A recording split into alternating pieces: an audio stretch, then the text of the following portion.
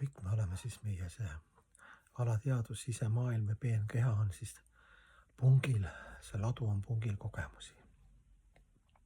Ja meil on siis erinevad kogemused ja no mingi hetk võib-olla see näts, mis me oleme nii palju närinud, me tunneme, et ma ei tea, tekib lihtsalt rutiin, eks ju, sa oled käinud selle saare peal, seal käinud, saanud selle kogemuse, selle reisimise kogemuse, ma ei tea, rikkuse, kuulsuse kogemuse. Erinevad kogemused, aga kuidagi ikka nagu saad aru, et ma ei tea, et ei täida nagu.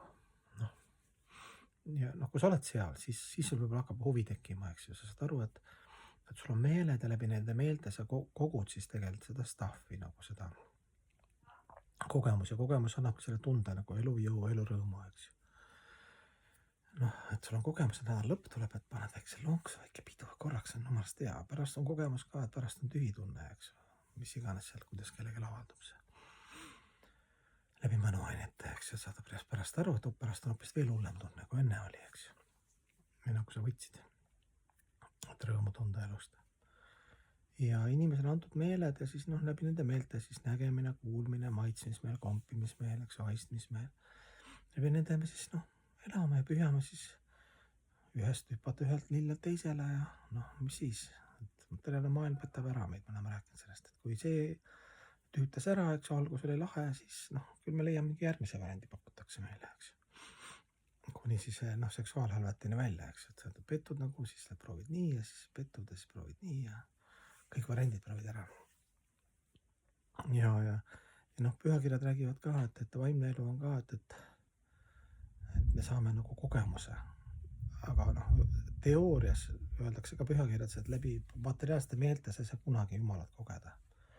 Aga Jumal on nii armulik, et läbi, eks ju, Jumalust, läbi püha nime, sa kuuled püha nime, tunned pühitsetud lõhnaküünlad, eks ju, maitsed pühitsetud toitu, läbi nende materiaalsete meelte, Jumal, läbi siis nende aspektide, vaimsete aspektide, kuhu ta vaim siis siseneb, eks ju, pühitsetud toitu näiteks. Või jumalused, eks ju, just kui ta nagu materiaalne, aga see, kuidas sa jumalusest suhtud, missuguse armastusega, nii palju ta avaldab ennast läbi, siis see on eraldi pikk teema, aga okei. Või siis mantra meditatsioon, mantra vibratsioon, eks. Ja läbi selle siis sa saad nagu uue vaimse kogemuse. Ja see uus vaimne kogemus on, mida rohkem sa seda proovid, seda rohkem saad aru, et see on nagu mingi teine värk. Ja ta täidab nagu paremini. Ütleme näiteks minu puhul, et ütleme, ma olen seal, tulin praegu meelde ka, mõtlesin, et okei, et missugused on nagu sellised esinemiskogemused, siis tuli meelde, et okei, et kui keegi küsib, siis ma võin ju öelda, et näed, ma olen lauluväljakul 2 korda esinenud või Eurovisiooni finaalis olnud 3 korda. Et kuule, come on, missugune vaimustus. Mõnele meeldis, mõnele meeldinud, eks ju, aga ikkagi väga paljud nagu, siis see nagu hea kogemus tegelikult, et ma sain olla nagu muusikuna nagu oma karjääril sain olla nagu niivõrd nagu paljudele inimestele nagu vaatevinklis ja saada ka komplimente. Kogemus, eks ju, selline tekib nagu artistile ja artist, kui ta selle kogemuse peale jääb, siis ta nagu, see on hea kogemus egole, eks ju, ankar vale egole, et kõik imetlevad enamus, eks. Ja siis sa tahad nagu uuesti nagu, sul jäi see alles mingi esinemine on kehvem, natuke vähem rahvas, siis sa juba võib-olla alateadlikult mõtled, et tahaks veel nagu sellist lauluväljakule nagu olla tõesti miljonite ees, eks ju, mille vaatame 1000 ees. Ja jooksed siis selle sama kogemus, mis oli hea, et siis, aga nüüd on vaimne kogemus, siis hakkad vaimset kogemust saama ja siis mina ka, eks ju, selle jutu point on selles, või selle näite point, et siis ma olen saanud kogemust, mis tähendab siis laulda nagu püha nime. Mediteerida, laulda Jumala nimesi, mantra, meditatsioon, eks ju, lauldes muusikaga kõik koos, üksi, vahet ei ole. Vahet on muidugi, kambas on muidugi powerit rohkem, aga ja siis saad selle kogemuse, siis sa oled nagu hämmastunud, mõtled, et see kogemus on siis rohkem hingele. Ma ei olnudki nagu kõige keskpunktis, et jumalused olid hoopis, Jumal oli keskpunkti, me laulsime nagu, keegi tõmbab tähelepanu endale, kõik olid suunatud tähelepanu, et ülistada Jumalat, eks ju, läbi püha nime.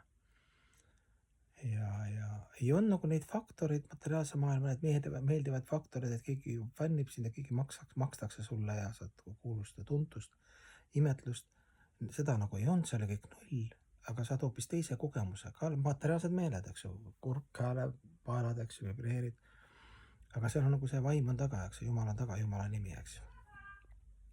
Ja niimoodi kogud siis neid vaimseid kogemusi ja kvaliteetse, siis sa saad aru, noh, kui sa viitsid proovida, et see on hoopis teine kvaliteet, see on hingele nagu mitte midagi, sa 0 tähelepanu, 0 raha, eks ju. See on nagu hoopis teine nagu, wow. Ja niimoodi vahetub välja siis. Läbi meelte, materiaalsete meelte kogume kogemusi, saame tunde, ja siis me hakkame saama vaimseid kogemusi läbi meelte, jälle materiaalsete meelte, eks ju. Sööme pühitsed toitu, pärast ei saagi muud toitu süüa, sest pühitsed toit, see armastusega valmistatud, seal on kõik seal nii palju momente. Pühitsed toitu siis veel tänad, eks ju. See toit on hoopis teise energiaga, eks ju. Mida et materiaalsed täidavad, ta annab midagi veel nagu. No kellel on kogemus, pühitsed toit pluss saada.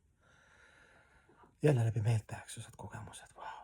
Niimoodi siis, noh, ideaalis peaks siis see kvaliteet tõusma, eks ju. Läbi materiaalsete meelte järjest rohkem puhtamaid ja kõrgemaid asju siis kasutada.